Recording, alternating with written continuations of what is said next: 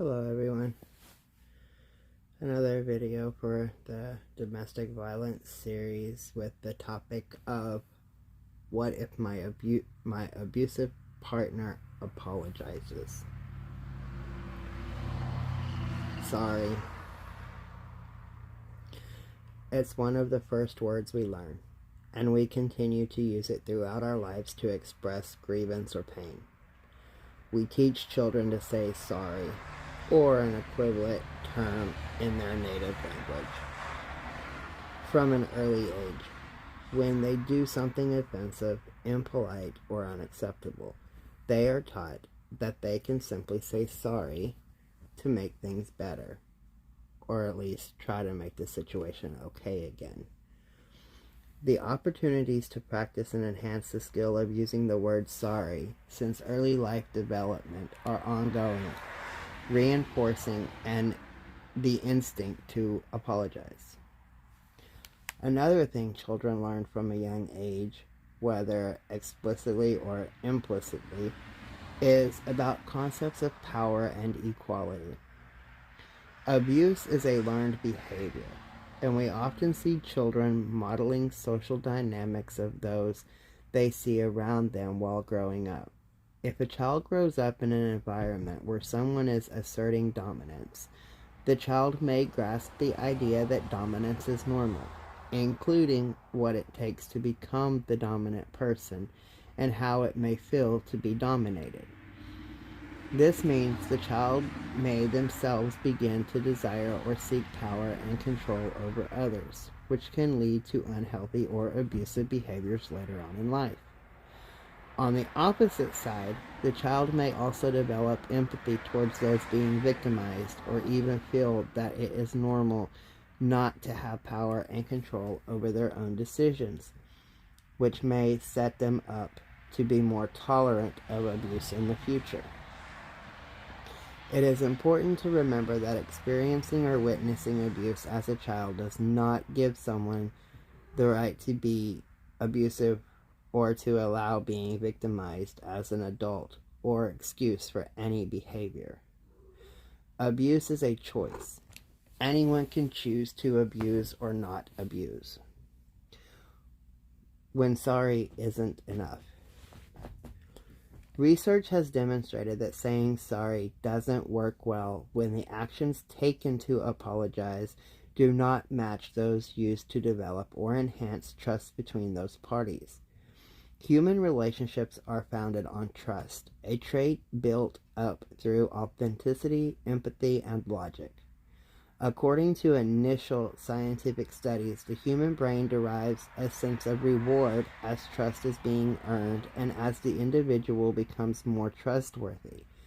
Therefore, acting with honesty, words matching actions, when apologizing can strengthen trust in the relationship.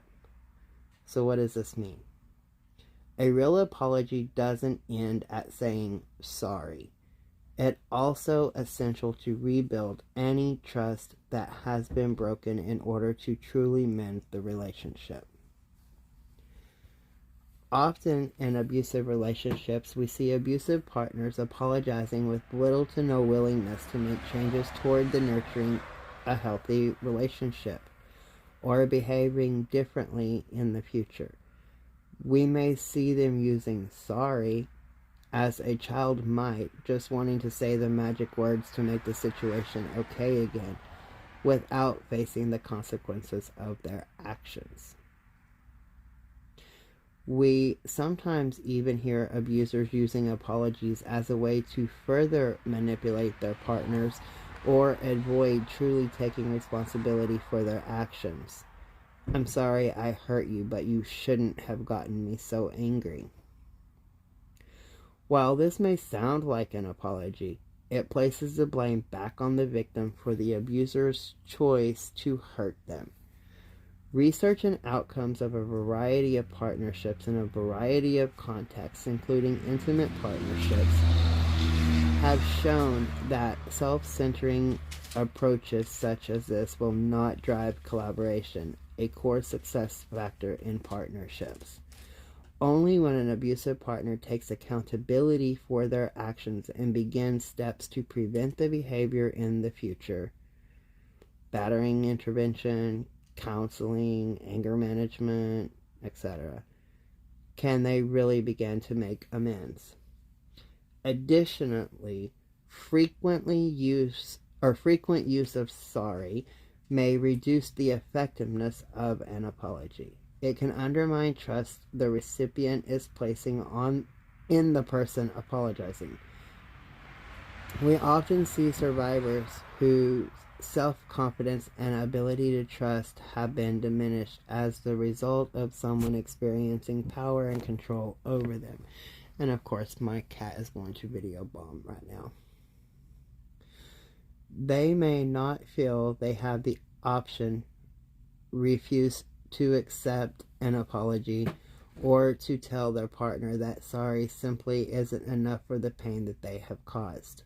Apologies may stop being meaningful to them when they hear sorry so often, yet the abuse does not stop, and they may begin to lose hope that things will ever change. If you are experiencing abuse, you always have the right to refuse an apology. You always deserve to feel safe, happy, and respected in your relationship, regardless of how forgiving you have been in the past. So just because you accept an apology once does not mean that you have to keep accepting the apology. If your abuser is not taking steps to do better, then the apology isn't real. Stay safe, everyone.